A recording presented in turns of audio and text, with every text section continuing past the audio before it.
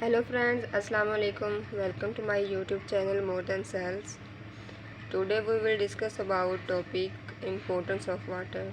So discussing before importance of water, we discussed about biological molecules. In biological molecules, we should know about biochemistry. Chemistry की वो branch है जिसमें chemical components और chemical process जो living organisms के हो रहे होते हैं उनकी स्टडी करते हैं। इसमें दो तरह के कंपाउंड्स होते हैं, कुछ ऑर्गेनिक होते हैं और कुछ इनऑर्गेनिक होते हैं। ऑर्गेनिक वो होते हैं जिनमें कार्बन प्रेजेंट होती है और इनऑर्गेनिक वो होते हैं जिनमें कार्बन एब्सेंट होती है। तो अगर इनकी एग्जांपल देखें ऑर्गेनिक कंपाउंड्स की, तो इसमें कार्बोहाइड्रेट, लिपिड, न्यूक्लिक एसिड आता है। और अगर इनऑर्गेनिक कंपाउंड देखें तो उसमें water, carbon dioxide, acid, basic salt होता है। मेटाबॉलिज्म एक ऐसा प्रोसेस होता है जिसमें केमिकल सेल के अंदर ही केमिकल रिएक्शन जो हो रहे होते हैं। और मेटाबॉलिज्म दो तरह के होते हैं, कुछ एनाबॉलिज्म होते हैं, कुछ कैटाबॉलिज्म होते हैं। उसके दो प्रोसेस हैं। एनाबॉलिज्म में जो सिंपल सब्सटेंस होता है उसको जो वो कंबाइन होके एक कम्प्लेक्स सब्सटेंस होता है और उसमें एनर्जी जो है वो रिलीज़ होती है। लेकिन जब कैटाबॉलिज्म के रिएक्शन हो रहे होते हैं तो कम्प्लेक्स सब्सटेंसेस की ब्रेकडाउन होती है और सिंपल सब्सटेंसेस में कन्वर्ट हो रहे होते हैं।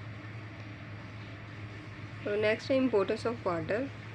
वाटर की इम्पोर्टेंस क्या है? वाटर जो है वेरी इंपॉर्टेंट कंपोनेंट्स है, ना सिर्फ ह्यूमन बॉडी के लिए बल्कि इसके इंडस्ट्रीज़ में और सेल ऑर्गेनिज में। Water is important in everywhere. Water is called universal solvent. So जो ह्यूमन बॉडी है उसमें बोन सेल्स हैं, उनमें 25% वाटर जो है वो इसके रिक्वायरमेंट होती है और 85% जो है वो ब्रेन में होती है। जो ह्यूमन बॉडी है उसमें वाटर की जो है वो इम्पोर्टेंट रोल करता है इन डाइजेशन में। डाइजेशन होती है, जो फूड होती है उसकी ब्रेकडाउन होती है। और जो सेकंड इसके इम्पोर्टेंस पॉइंट है उस ये है कि वाटर सर्कुलेशन ऑफ ऑक्सीजन में हेल्प करता है। पूरी बॉडी में जो ऑक्सीजन की सर्कुलेशन होती है जब वाटर हमारी बॉडी में रिक्वायर अमाउंट में प्रेजेंट होता है, और अगर नहीं होता तो फिर सर्कुलेशन लो हो जाती है जिससे हमें काफ़ी सारी डिजीज़ हो सकती हैं। थर्ड जो इसका पॉइंट है वो ये है कि जब वाटर की इनसफिशिएंट होता है, जब वाटर ह्यूमन की बॉडी में जब वाटर ह्यूमन की बॉडी में इनसफिशिएंट होता है तो उससे हमें डिजीज़ होती हैं, जिस तरह किडनी स्टोन्स जो आजकल बहुत ज़्यादा कॉमन है।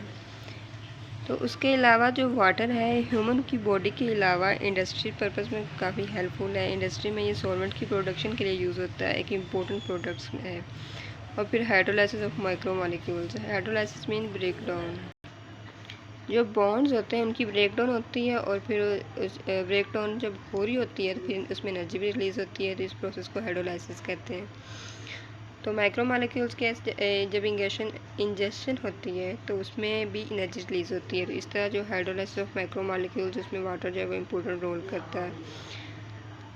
तो नेक्स्ट जो है ये फोटोसिंथेसिस के प्रोसेस के लिए वेरी वेरी इंपॉर्टेंट है वाटर। तो उसमें जो प्लांट्स हैं उसमें कार्बन डाइऑक्साइड और वाटर दोनों जो होते हैं वो प्रेजेंट होते हैं। वाटर ऑक्सीडाइज होता है तो उसमें इलेक्ट्रॉन जो हैं वो लूज़ हो जाते हैं।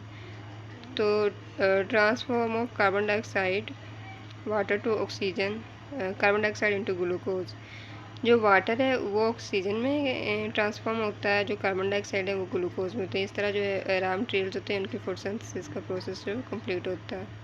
वाटर की कुछ प्रॉपर्टीज़ हैं, जैसे कि ये सॉल्वेंट है, मतलब ये सब में डिज़ोल्व हो जाता है। इसकी हीट कैपेसिटी जो है वो काफ़ी ज़्यादा होती है, रेट ऑफ वेपराइजेशन ज़्यादा होती है इसकी। ये वाटर की जो आयनाइजेशन एनर्जी है वो काफ़ी होती है। तो फर्दर इनको डिस्कस करते हैं कि सबसे पहले जो है सॉल्वेंट प्रॉपर्टीज़ है। तो सॉल्वेंट प्रॉपर्टीज़ वो है कि ये डिज़ोल्व हो जाता है दूसरे सब्सटेंसेस में ईजीली। और वाटर जो ये एक एक्सीलेंट पोलर सब्सटेंस है। पोलर सब्सटेंस मीन ये है कि इसमें ये अपोजिट पोल्स को अट्रैक्ट करता है और जो सेम होते हैं उनको रिपेल करता है। जो आयनिक सब्सटेंस वाटर में डिज़ोल्व होते हैं तो उसकी रीज़न यही है कि उनमें इनके अपोजिट चार्जेस होते हैं, पॉजिटिव और नेगेटिव आयन्स जो होते हैं। जिस तरह वाटर है, वाटर में हाइड्रोजन और ऑक्सीजन और इनके दरमियान एक फोर्स होती है जिसको हम फोर्स ऑफ अट्रैक्शन होती है जिसको हम हाइड्रोजन बॉन्डिंग कहते हैं।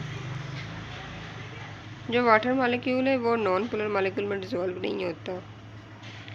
जैसे कि हमारे बॉडी है, उसमें बॉडी में ऑर्गेनिज्म की सेल की ऑर्गेनलीज होती हैं जिसमें ये नॉन पोलर होता है, वाटर डिसॉल्व नहीं होता। जिसका हमें बेनिफिट ये होता है कि जो इंटीग्रिटी होती है बॉडी की वो मेंटेन रहती है। सेकंड प्रॉपर्टी जो वाटर की है वो ये है कि हीट कैपेसिटी। हीट कैपेसिटी होती क्या है? वो हीट होती है, जो वो एनर्जी होती है जो हमें रिक्वायर होती है टेम्परेचर रेज करने के लिए किसी भी लिक्विड सब्सटेंस की। तो इस ये में क्यों रिक्वायर होती है? ताकि हेल्प हो सके होम्योस्टेसिस। तो उसमें देखिए जब बॉडी में कोई केमिकल रिएक्शन हो रहे होते हैं तो उसमें एनर्जी जनरेट हो रही होती है और उसके लिए जो वाटर है वो उस एनर्जी को एक्सेप्ट कर लेता है, क्योंकि वो वाटर के अंदर इतनी हीट कैपेसिटी है कि वो आने वाले जो रिएक्शंस हो रहे होते हैं उनकी एनर्जी को एक्सेप्ट कर ले। और उसमें वो वार्म अप नहीं होता क्योंकि उसमें हीट कैपेसिटी की एनर्जी है।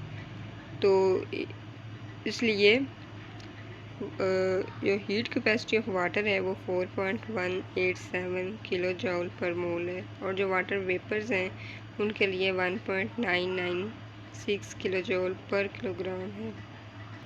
थर्ड प्रॉपर्टी जो वाटर की है वो हीट ऑफ वेपराइजेशन है। हीट ऑफ वेपराइजेशन मीन के वो हीट जो रिक्वायर होती है किसी लिक्विड को वेपर में कन्वर्ट करने के लिए। वाटर जो वेपर में चेंज होते हैं तब हाइड्रोजन बॉन्डिंग की ब्रेक डाउन होती है और जो हमें रिक्वायर होती है हाई एनर्जी के लिए। सो इसलिए जो वाटर की वेपराइजेशन होती है वो हाई होती है। इसका हमें फ़ायदा ये होता है कि ये जो बॉडी का टेम्परेचर होता है ह्यूमन का, उसको कूल डाउन कर देता है। कूल डाउन इस तरह करता है कि जब स्वेटिंग हो रही होती है हमें तो हमारी बॉडी पे के पोर्स पे पानी जो है वो निकल आता है, तो वो पानी जो है वो एयर में जाके वेपर्स में कन्वर्ट हो जाता है। तो उससे हमारी जो बॉडी का टेम्परेचर है वो कूल डाउन हो जाता है। तो इस तरह वो हीट ऑफ वेपराइजेशन जो हो जाती है और इसका जो एक्सप्रेस किसको इस तरह किया जाता है कैलोरीज अब्जॉर्ब पर ग्राम। और जो हीट ऑफ वेपराइजेशन है वाटर की वो 574 किलो कैलोरीज पर ग्राम है। और फोर्थ प्रॉपर्टीज इसकी अगर देखें आयोनाइजेशन ऑफ वाटर, तो आयोनाइजेशन में आयोनाइज होते हैं आयंस जो वाटर मॉलिक्यूल के दो होते हैं, हाइड्रोजन एंड हाइड्रोक्सिल ग्रुप।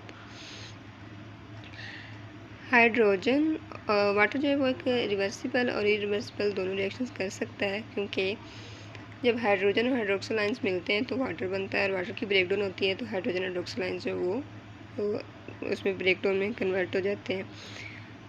तो रिवर्सिबल रिएक्शन इसलिए होता है, जब होता है तो उसमें इक्विलिब्रियम जो है वो मेंटेन रहता है। इसकी एग्जांपल देखते हैं कि अगर जो 25% टेम्परेचर है वहाँ पर जो कंसंट्रेशन है हाइड्रोजन और हाइड्रोक्सिल ग्रुप की वो 10⁻⁷ मोल पर लीटर है। इसकी प्रॉपर्टीज़ वाटर की है कि इसमें कोहेजन फोर्सेस होती हैं। कोहेजन फोर्स वो फोर्स होती है जो किसी भी इंडिविजुअल को आपस में स्टिक करने के लिए यूज़ होती है। और मोस्टली वाटर की जो कोहेजन फोर्स है वो हाइड्रोजन बॉन्डिंग है। जितनी ज़्यादा बॉन्डिंग स्ट्रॉन्ग होगी उतनी ज़्यादा कोहेजन फोर्स होगी। फिर वाटर की सरफेस पे सरफेस एक्सटेंशंस होती हैं। सरफेस एक्सटेंशन वो एक्सटेंशंस होती हैं जो सरफेस की लिक्विड सरफेस को पे कोहेसिव फोर्सेस होती हैं प्रेजेंट होती हैं, उनको कहते हैं सरफेस एक्सटेंशन। और सरफेस एक्सटेंशन का फ़ायदा ये होता है, बेनिफिट ये होता है कि जो ऑर्गेनिज्म फ्लोट कर रहे होते हैं सरफेस ऑफ वाटर पे इजीली कर सकते हैं। जैसे कि एक स्पाइडर है वो वाटर की सरफेस पे फ्लोट कर सकता है, और अगर उसकी वाटर की सरफेस ऑफ एक्सटेंशन ही ना हो, लो हो, तो ऑब्वियसली वो भी सिंक कर जाएगा।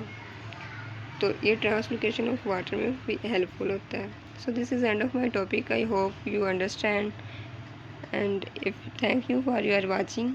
If you like my video then like it and subscribe my channel.